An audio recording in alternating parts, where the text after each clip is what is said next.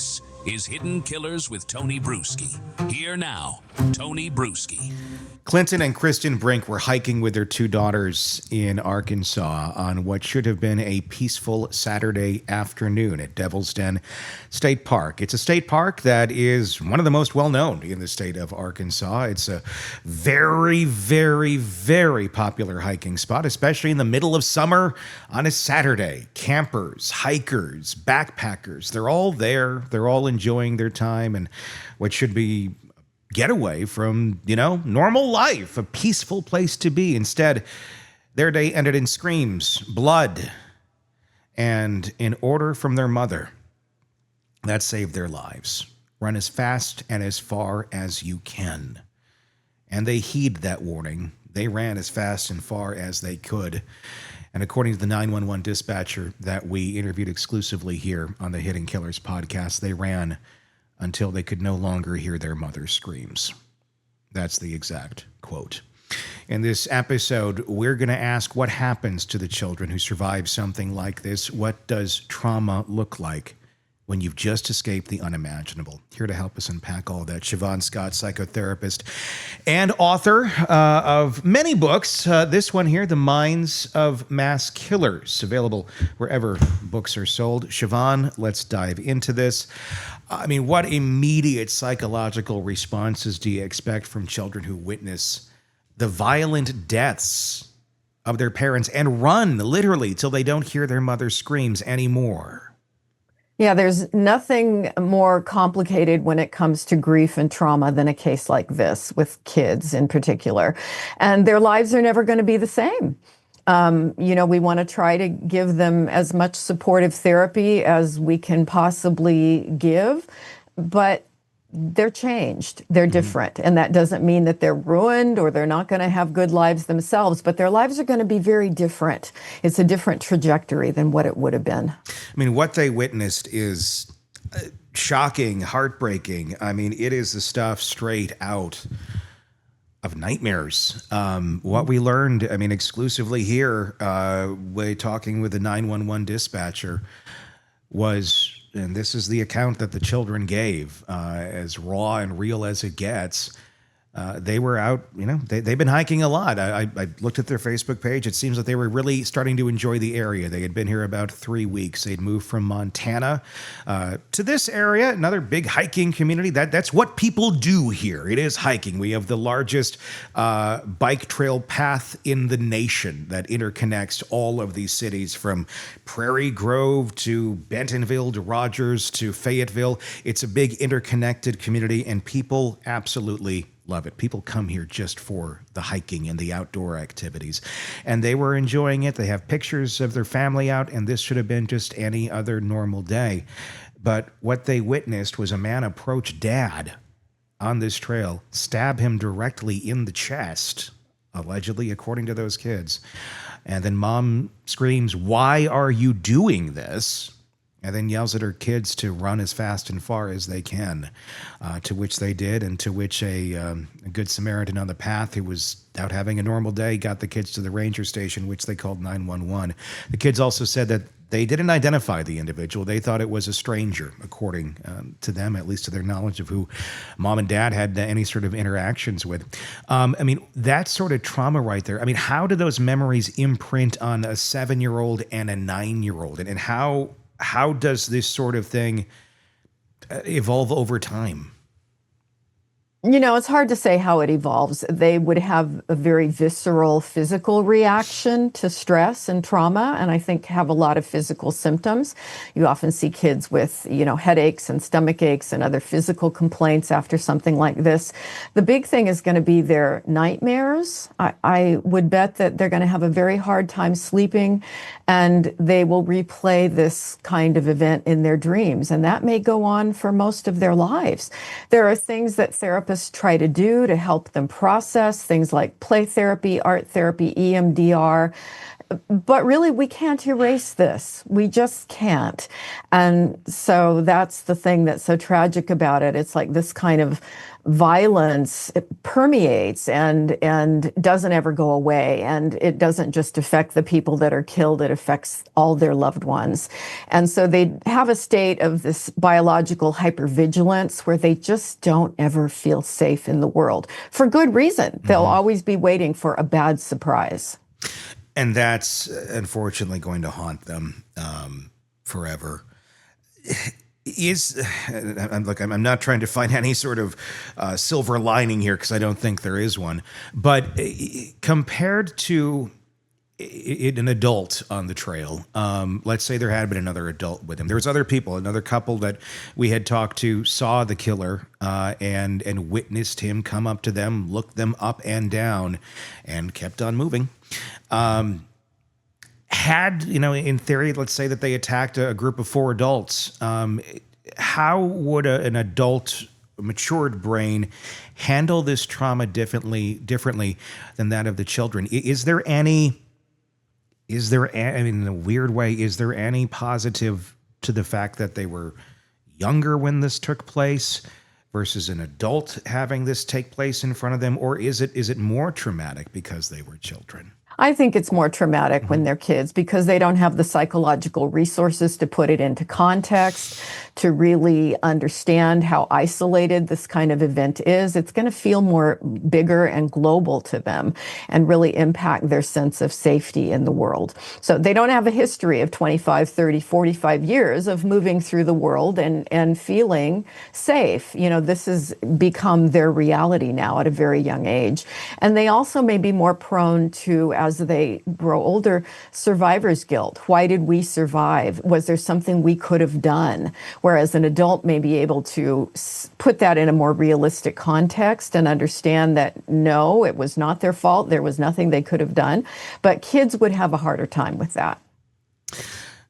Without a doubt. I mean, just trying to process this, as an adult is difficult as we try to put the pieces together. Why would this take place? Why did this happen to begin with? Left with just so many questions about all of that. I mean, if you were speaking directly to the guardians now, I believe they're with family from what we understand. Obviously, the first thing anyone is going to say, you get them into therapy. Of course, that would be a good thing. But beyond, there's got to be specific. This has got to be something they're going to really have to look at more so, I would say, with a scalpel than just, let's find a therapist online and hope for the best. What would you be advising them? Because this is quite a trauma. What are the next steps for this family and the people who are going to try and help these children heal? It's going to be a long haul, a long road. Be prepared for an emotional roller coaster of a lot of intense feelings. Support them, comfort them, keep them safe, from the environment, keep the media tuned out so that they're not exposed to continually being re-traumatized with triggers from things that they see or hear about or watch. Comfort, whatever comforts them. And that's going to be tough. It's going to be challenging because I'm sure sometimes it will seem like nothing works. But just understand that it's going to take patience, time, and a lot of teaching them to soothe and calm their nervous systems down. So keeping a regular routine with bedtime, a lot of soothing activities at bedtime, and, still as much as possible encouraging them to find pleasant moments. This is where I think animals, pets, can be really soothing for kids and help them rediscover joy. But that may take a while. It's going to be rough for a time. I know some of the family is watching this, so I know your words are going to mean a lot in terms of, helping them find some direction because this is, I can't imagine being in that place.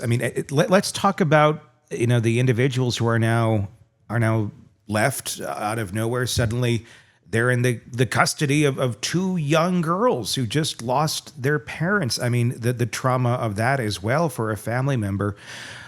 what would you advise them to do for themselves so they can be there for those two little girls the best that they can after an unimaginable situation? I think families really benefit from survivor groups. There are often I don't know Arkansas very well or where the kids are at, but often there are groups for people who have lost loved ones in a violent crime or some kind of violence. And I think that's very helpful because you just need a place to talk about your feelings. And sometimes hearing the stories of other survivors, it just helps you know that you're normal and that these intense emotions, you do work through them over time and life does begin to feel better. But again, everybody's impacted differently. We've all got different resources, and some people, they may feel like they're going crazy for a while, and that's normal. That's okay. And so I think just giving people a place to talk about their feelings and doing the practical things, avoiding nervous system stimulants. It's not a time for a lot of caffeine, a lot of alcohol. People try to self-medicate. That typically just makes it worse. So we encourage, again, eat healthy, try to get sleep. If you are finding that you really can't regulate your mood or you're having crying episodes and can't stop, panic attacks, talk with a psychiatrist or a psychiatric nurse practitioner, because sometimes the medication, somebody can take something just, even if it's on a temporary basis, that helps them sleep again. God knows I went through a trauma where I needed to do that, and I'm grateful for it. There are things that can be done medically to help people just start to regulate their nervous system again. And I think we have to try everything that's helpful. And that's 1,000% true. Not trying to sell your book right now, but I'm going to sell your book right now. Nightbird, this is your memoir. You've gone through tremendous trauma, and you write about your road to recovery and getting back to yourself in there. So I do suggest this definitely to be somewhat of a roadmap for people who are going through trauma and finding a path. But that's, you certainly come with the reps and the experience to say exactly what you just said. Let's talk about the suspect himself. As of our recording right now, not in custody, but even when they're in custody, we're still going to have the exact same questions. How do you interpret the suspect's actions here as they went into this? What we do know is that they had a license plate that was taped over. So the intent immediately is to not be recognizable. The vehicle still up for debate as to exactly what it was, although we have obtained exclusive video here that shows the suspect's vehicle being described possibly as a Mazda, Acura, possibly BMW black four-door sedan. I've heard everything from a different type of Kia as well. It's still up there, but it's a black four-door sedan. The video is available on our website or on our YouTube channel, Hidden Killers with Tony Brueski, if you want to take a closer look at that, or on social at Tony B Pod on X or Twitter. You got that. You got the guy who's also in 100-degree late July day in Northwest Arkansas, wearing gloves, fingerless gloves as they've been described, black long sleeve shirt, black pants. We have the image as well. I should just put that up so you can see what this man was dressed like that day. This is his attire. And a very large vinyl backpack that the witnesses described to us as being extremely out of place. It's a little difficult to see all the dimensions of it right there, but extremely out of place. This was not, let's go out for the day and hike backpack. And this isn't a trail where you're going to go backpack it for like weeks on end either. It's an afternoon hike. To go out there like this, obviously standing out in a crowd compared to everybody else who's out there in sports gear and, trying to stay cool as they walk the trail. What is going on with a person who comes into a situation like this? Obviously prepared, it seems. Yeah, he was there as a predator. And did he have this couple, this family, as a specific target? Or was he looking for something that was symbolic to him? I think probably the latter. We know there's a story. He has a reason. The reason does not make sense to the rest of us, but the first thing that popped into my head watching, the videos about the case and the people that were in the vicinity that ran into him, is that this is a person likely who's got some paranoid delusions going and enacting this almost cosplay kind of fantasy where he dresses up like what he thinks this intimidating killer is going to look like. You know, the wearing the black clothes. A lot of the mass killers go out dressed up in black clothes. There's something symbolic about, you know, the bad guy, the really bad guy is dressed in black. So I think he had a script, a fantasy script that he was following. Also the choice of a knife rather than a gun. Why that? But that was my first thought. Rather than it being something personal, it's likely a person with a mental health history, to some level psychotic thinking going on, and paranoia. He wasn't trying to disguise his face, but he certainly, you know, you would think a more rational killer, let's say somebody that was a professional hitman or something like that, would be trying to blend in with the crowd and certainly wouldn't go out in midday in a crowded area. So my sense is that this is a person with some kind of paranoid delusion that had a story. And was he looking for a happy family? Was he looking for a family with kids? What is the deeper meaning of that? At some point, if they catch him, we may hear that. We may know. It reminded me of a case many years ago, in fact, a couple decades ago, of a guy I worked with who had inexplicably gone out and shot a group of Mexican gardeners, killing one or two of them. I don't remember, but it made no sense. And he had this fairly benign history. He didn't have any history of, you know, being locked up for anything, no criminal history. But the story in his head, he was in his mid-20s at the time, he had started having paranoid delusions that Mexican gardeners were trying to put poison in the California aqueduct to poison the state of California. Completely delusional, completely paranoid. But then the angel Gabriel appeared to him and one day said, take your hunting rifle and go out and I'll show you who these specific gardeners are. And that's what he did. And the sad thing is when he was on meds and he was no longer psychotic and delusional, he was a very nice guy. And he was not ever going to be free the rest of his life because he was not safe. But something akin to that is what this made me think of. This guy was on a mission and clearly was cogent enough to tape over the license plate. But he was bizarre in the way he did it, the way he dressed, and the way he was, you know, sizing other people up and analyzing them. I'd say there were a lot of potential victims out there today, and who knows the story behind why these particular folks were picked. It's a very interesting analysis. I was wondering, somewhere along the same lines, you've said it extremely eloquently, far better than I ever could.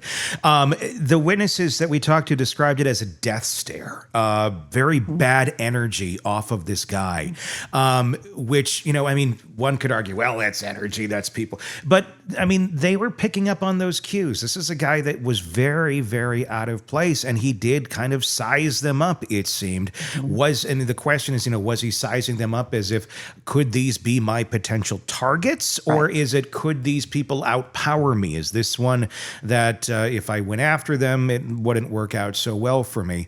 But then I was wondering about the symbolism of who he chose, because he chose a pack of 4 people, 2 of them children. I don't know if the thought was, I can overpower the kids too. They're not going to get away, but they clearly did, thank God.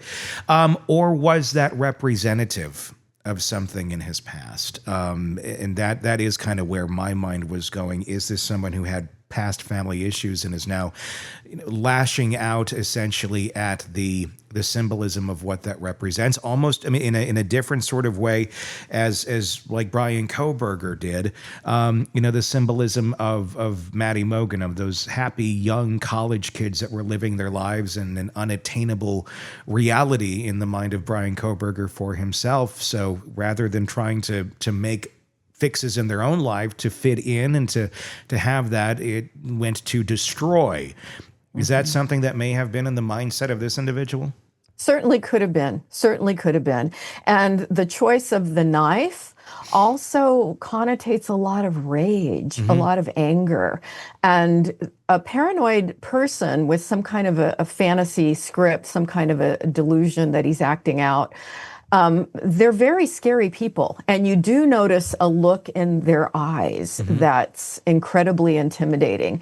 And looking at the way they do eye contact, that's always a sign to me. If you see a person on the street with that kind of eye contact, it's like you need to cross the street because it's a very bad sign and often indicative of psychosis. I have seen people, as horrid as it is, who actually took a knife, stabbed, and beheaded their mother. Several cases of that, in fact. And again, these were people that were incarcerated, probably forever. And this is the kind of rage that's completely hard for the rest of us to understand, and especially when it doesn't make sense. But when they believe their mother was possessed by the devil and they were killing Satan, and there was actually one case where the guy did that to both parents, and again, it's psychosis, which means the brain is very sick. And that's what makes this very, very troubling, because a lot of people, the easy write-off on this is, he's crazy, he's tweaking out on meth or whatever. But this was a planned attack. I mean, a lot of times you see like meth addicts or drug addicts or somebody's going to out there and they're having their own delusions. They're not taping over the license plate. They're not coming in with the full tactical gear to carry out an attack. This is something premeditated. He was thinking about this for quite some time. That doesn't necessarily rule out that he's, a psychopath by any means. Plenty of psychopaths are able to do very tactical things. But it to me, does the fact that there does seem to be quite a bit of premeditation here, does that rule out the likelihood that this was just some drug addict that decided to tape over his license plate and kill somebody on the trail that day? Yeah, I would say so. This wouldn't be your typical meth-fueled, rampage or situation. This is somebody who had put time and thought, and just like we say with the Brian Koberger type people, had very likely been fantasizing about it for a while. And this is why when he's caught, his history, and if there were any similar violent events or threats or, anything in the past, that would really be relevant. The community right now, it's amazing when something like this happens, because everybody thinks they know who it is. And I applaud everyone who has sent us information, sent us pictures, and please do keep sending us anything that you know and anything that you may think, because we're going to take a look at it. We'll pass it on to authorities if that need be. But we'll dig. We will dig, and people can do that. I want them to know that. You can go to our website, truecrimetodaypod.com. There's a contact section right there. That's True Crime Today Pod, or you can reach out directly through Facebook or any other social media. I'm watching it quite tightly right now as people come to us and give us information. That's how we've done most of this, has been individuals reaching out, the witnesses, the dispatcher, the guy who has the camera of the vehicle that we have exclusively shown here at the Hidden Killers podcast. So please do keep doing that. But what would this guy look like? I mean, not in terms of physical appearance, but let's say, this is your neighbor. A lot of people are going, I think it's my neighbor. I think it's this guy. I think it's this person's ex. And I'm getting everything and anything right now. But what truly would someone like this possibly be like if they are your neighbor? Would there be any red flags to look out for if you're suspecting that, hey, maybe that guy could be the person? My guess is this is a person who's rather isolated. And if he's your neighbor, he probably doesn't wave and say good morning. This is a person who stays away from other people. Probably not a happy family man, who shows up at the soccer matches. I mean, this is probably a person who stays to himself. And he may come off as kind of odd. He may come off kind of creepy, but he may not. He may just be very, very private. He walked through a very heavily populated trail full of families. The eyewitnesses that we talked to described it as a very busy day on the trail, despite it being 100 degrees. It doesn't stop people around here. They're used to it. They like to hike in the heat. And they described the trail as, like I said, heavily busy, and in a way where you look forward and you look behind you, And your odds of seeing someone ahead on the trail or behind you are pretty high. And that was basically most of the day. So to decide that you're going to do this on a trail where people are constantly flowing through it, in a sick way. I mean, he lucked out. Nobody just walked up on this murder taking place in real time. They found the bodies just a few moments later. But that says something to me about this guy. The fact that he was taking that risk of being walked up upon, or did he care? I mean, or is that part of the delusional thinking that may be going on with someone like this? My guess is, if he sees himself as God's special agent or something, he may have been fairly convinced he was going to get away, which he has so far. But it's hard to read, into that exactly what could have been happening. But again, a rational murderer. Are there rational murderers? Is that a word? That's a new one. The rational murderer. Well, we can say a person more grounded in reality, even if, let's say, he had a reason to target this family, which doesn't sound likely, but even if he did, he would not have done it in this way, in this place. The goal would have been to do something where he wasn't going to be seen and discovered immediately. So that, again, is what made me think psychotic. There's something really off here. And it also leads into the other question, because everyone's trying to dig and look and, okay, well, what's going on here? They moved here about 3 weeks ago to a small town of Prairie Grove. I actually used to live there. It's a little kind of bedroom community just outside of Fayetteville. I actually walked up and down the streets of it on Sunday, going to antique stores. Nice little town. It really is. And I talked to several of the shop owners, and I said, have you heard about this? Because that's where they lived, and it's very close to the park. No one even had any idea that day of what was going on, but that's because of the police messaging and not getting the information out fast enough. That's a whole other topic we're not going to get into right now.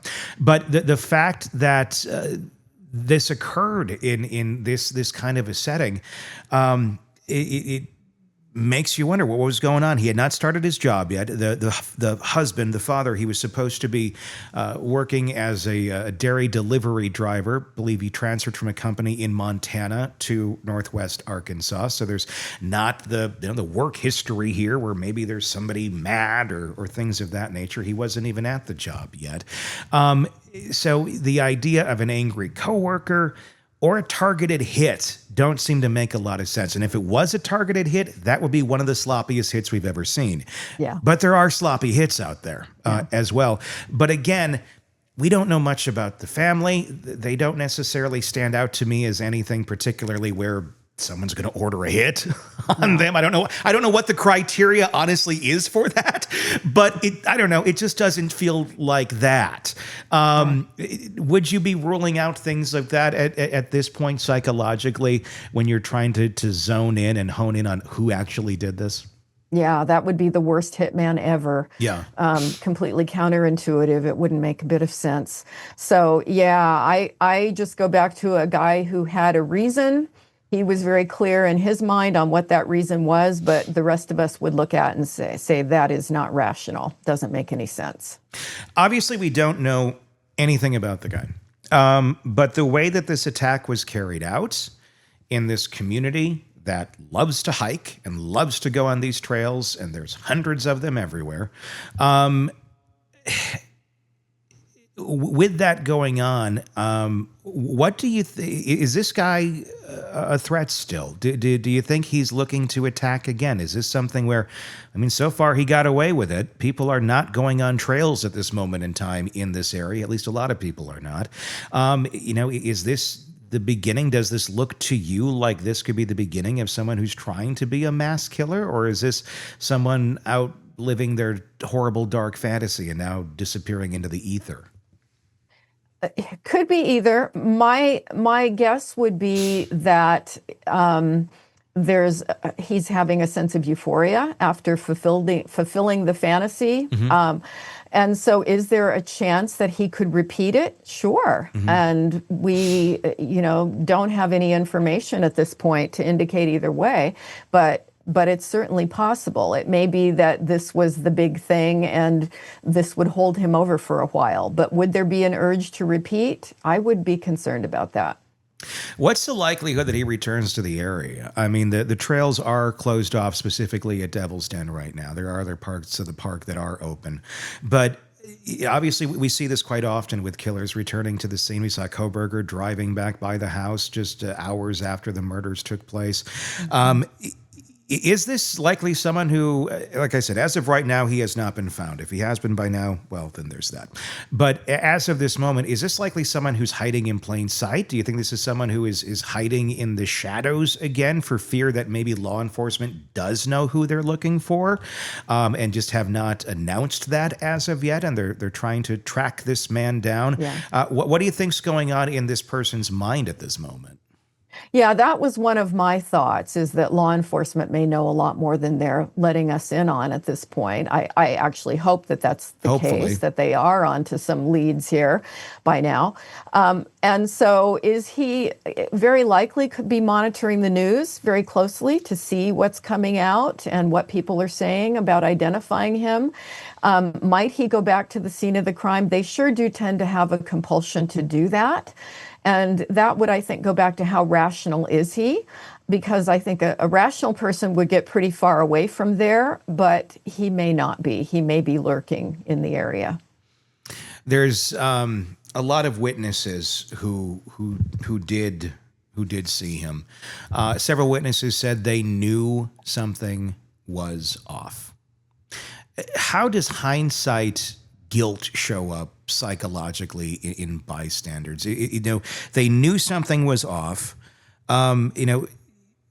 Did they, or is that kind of one of those things that come up later on where it's like, well, looking back?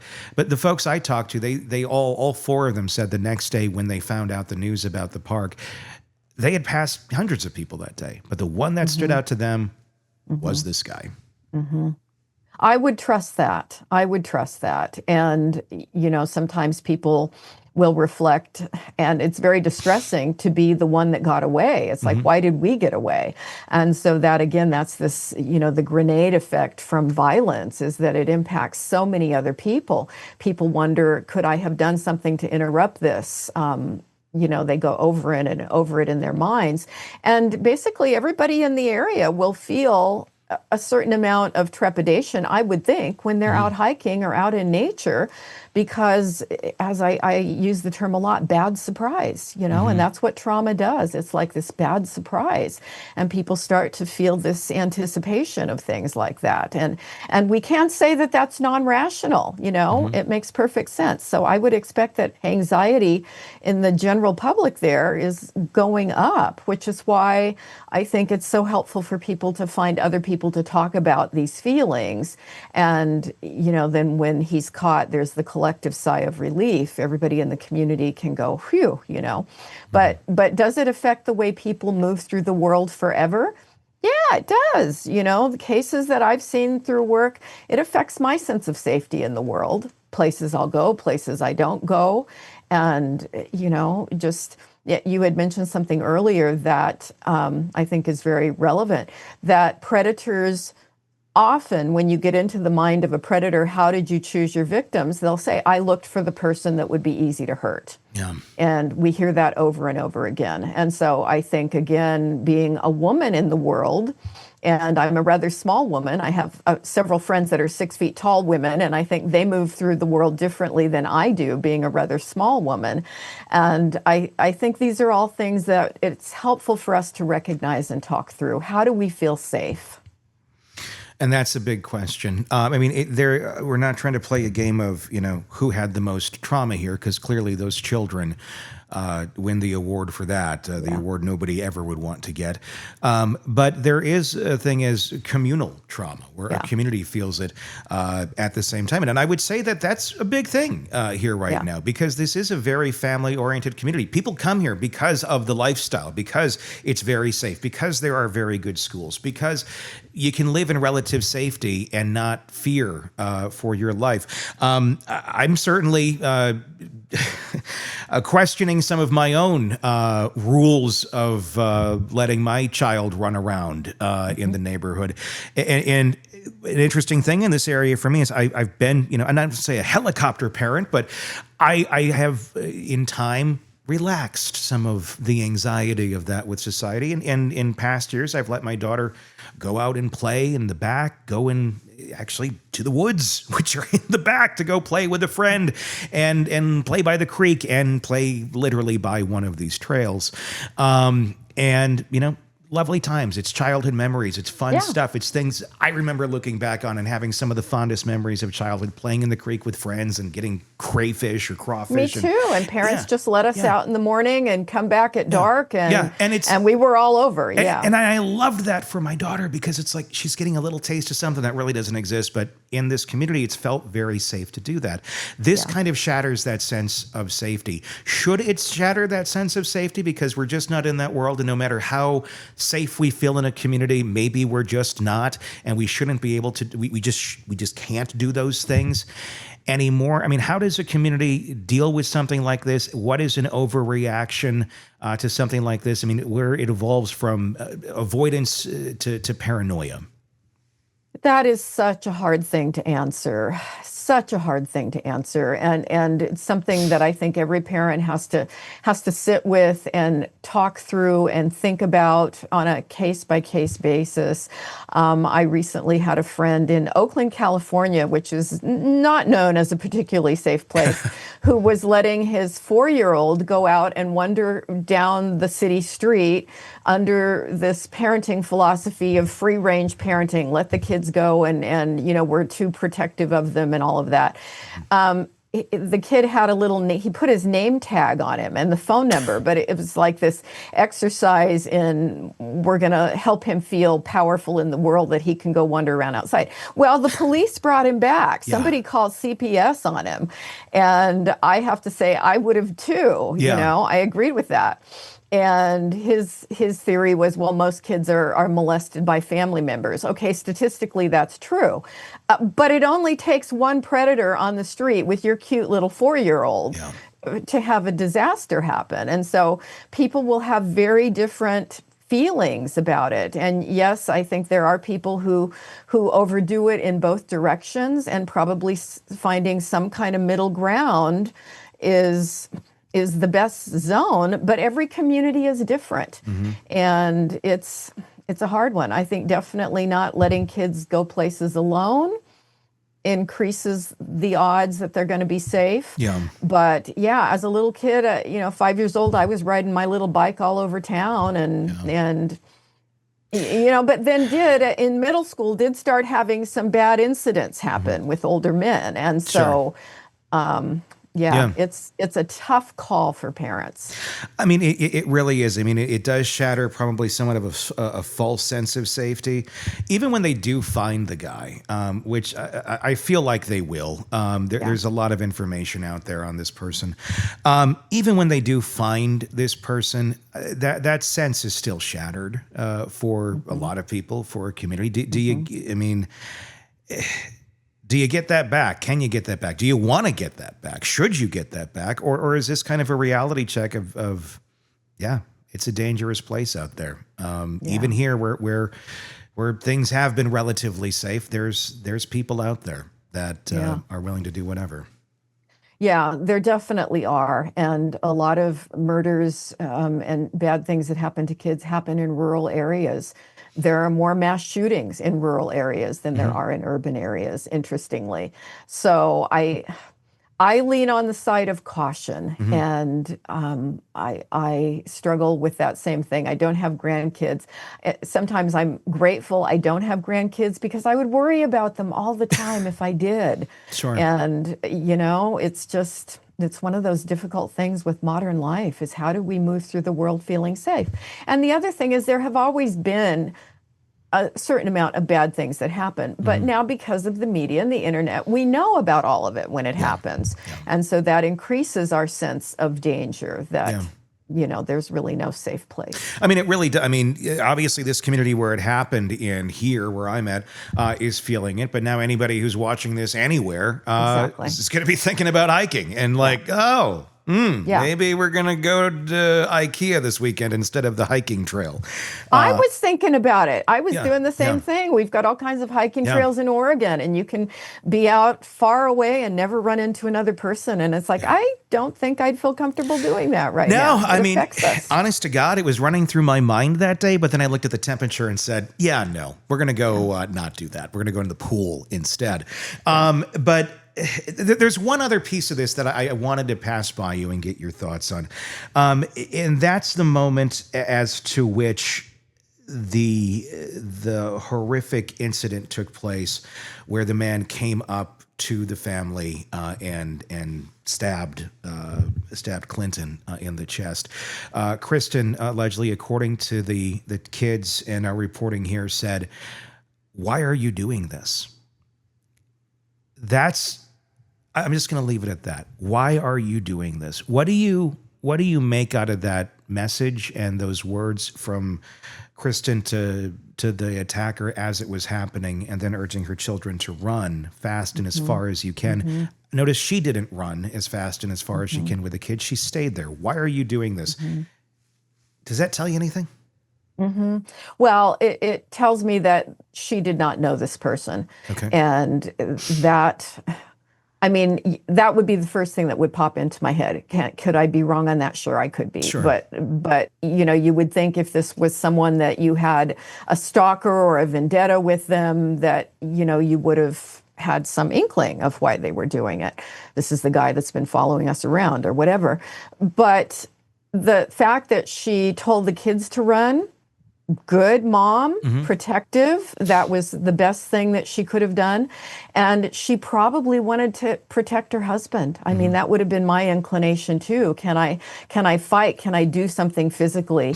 Even if that was completely not in reality, but that was probably her instinct at that point, was to try to help. I'm also going to guess on this one that it was run as far and fast as you can, because mom's going to stay back here and I'm going to distract this guy to make sure he doesn't go after you. Because if she didn't tell the kids to run, if she stayed there and got attacked too, then the kids would have been there. And God knows. Yeah. I mean, does this read to you like this guy was targeting just the parents and the kids just happened to get away? Or, was it let's take out the parents and then do something with the kids? Could have been either way. Yeah. Could have been either way. And when he's caught, and if he'll open up about what was this bizarre fantasy that he was enacting, it'll all make sense if he'll open up and talk about it. So many questions. And just not a lot of answers. But Shavaun, you helped us make a little bit more sense of it today. Her 2 books, and I highly recommend checking them out. Nightbird, your memoir, especially about dealing with trauma and getting through it. And of course, if we're looking back at the killers, you wrote kind of the book on it, The Minds of Mass Killers, both available wherever you get books. Shavaun, as always, thank you so much for being on and giving us your insight. Thank you. Want more on this case and others? Then press subscribe now and don't miss a moment of true crime coverage from Tony Brueski and the Hidden Killers podcast.